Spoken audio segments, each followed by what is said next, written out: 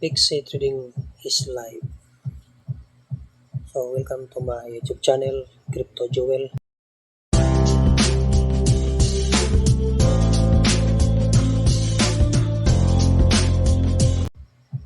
So today I will give you the update on the Pixie or the Pixelverse. So Pixie token is already in trade. So it already listed in the following: centralized exchange, Bybit, HTX, Git, IO, BitGet, and Mix. No. So the precaution is beware of scams and do not interact with any of his unofficial link. So of course you don't have to interact with another link aside from the link sent by the Pixelverse admin. No?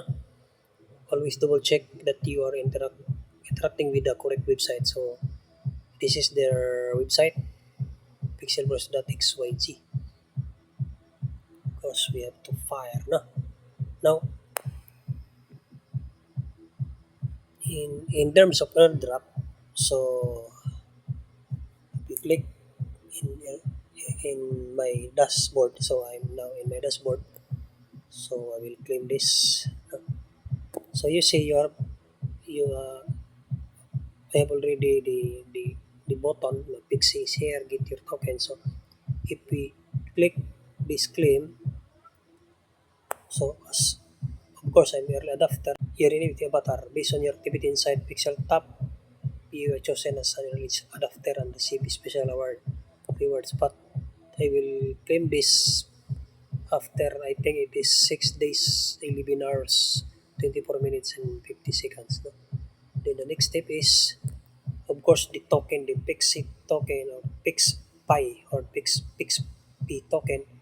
So based on your activity inside Pixel Tab, you chosen as a adapter and receive special rewards. So zero, because I will wait 155 hours, 24 minutes and 30 seconds. No? So in your dashboard, in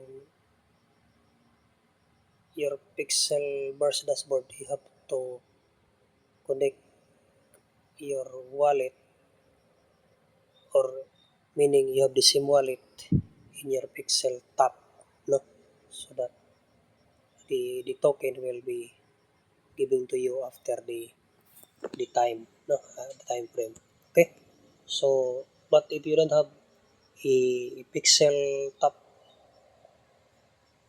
or if you don't try this, so I will put the link in my description and try this today, and you'll get a token if you are you try this, no? This both the Pixel Tap by Pixelverse. Okay, so I hope you learned something today, especially the update of the Pixel Tap and the Pixelverse. Don't forget to like, share, and subscribe my YouTube channel, Crypto Joel. Thank you.